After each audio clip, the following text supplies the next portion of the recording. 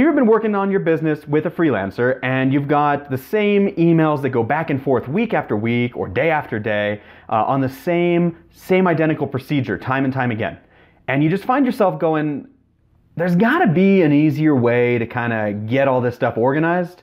Well, if you say yes to that, then this video is for you. I am going to show you exactly how to use Airtable to get set up and organized with a freelancer.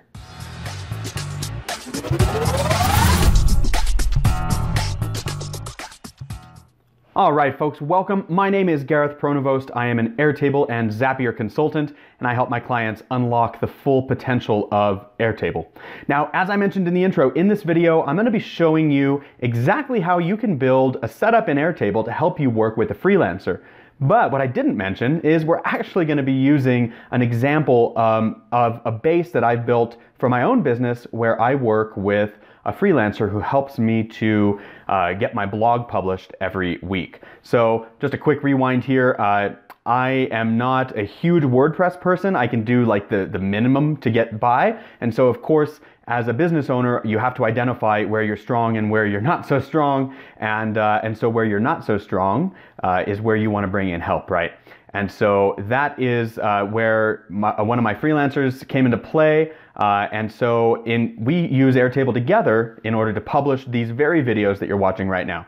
So let's jump on into my Airtable base here and I'll walk you through all the different stuff that we got going on. So basic setup here is that this is the actual base that I use to track and publish the videos that I put up on YouTube. And so when I'm brainstorming a new topic, I just jot the topic down. You'll see that the video that we're making right now is actually the how to make working with a freelancer easier using Airtable. And then once this gets ready to be published, then what I'm going to do is, I do my side of the job, but then there's that part of the job that is up to the freelancer. And that's different for every business and it's different for every freelancer, but it is a recurring type of task, right? That's the idea here, is that you've got a recurring type of task that happens over and over again with a freelancer. So once a week, certain things have to happen.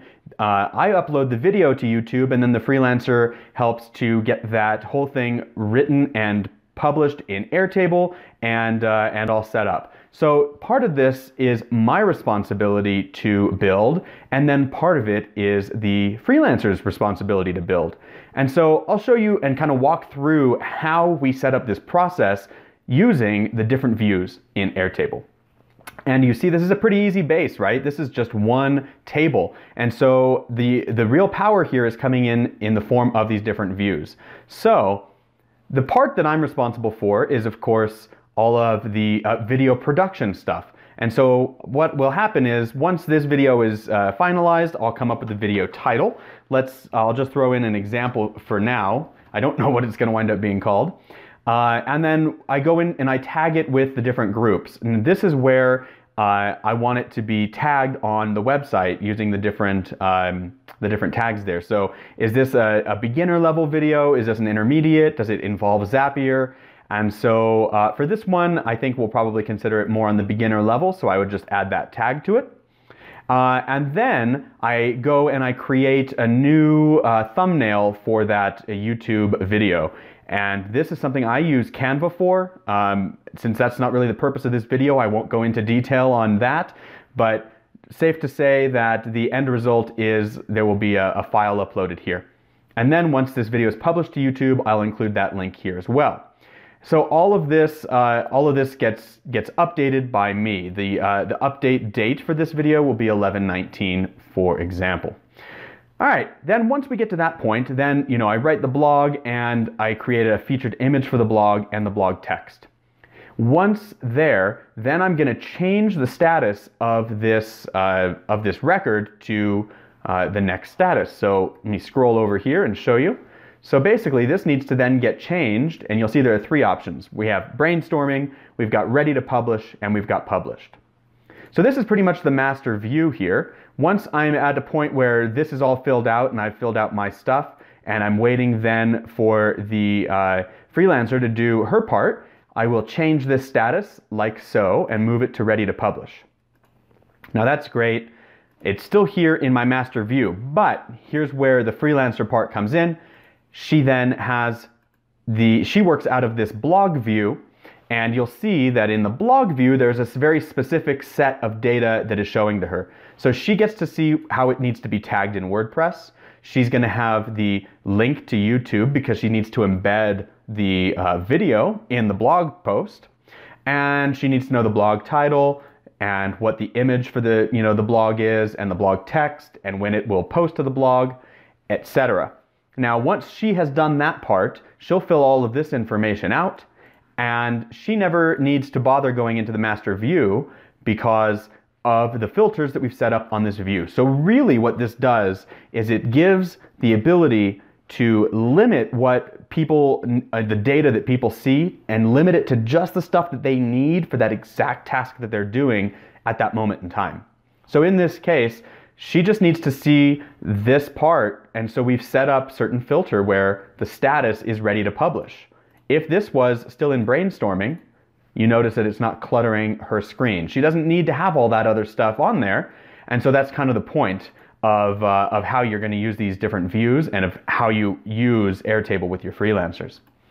So once she's done here, she'll change this to published, and since that will then change the status, or the status will be changed from ready to publish to published, it will disappear from her view. So she needs to fill out all these other parts before posting that status change.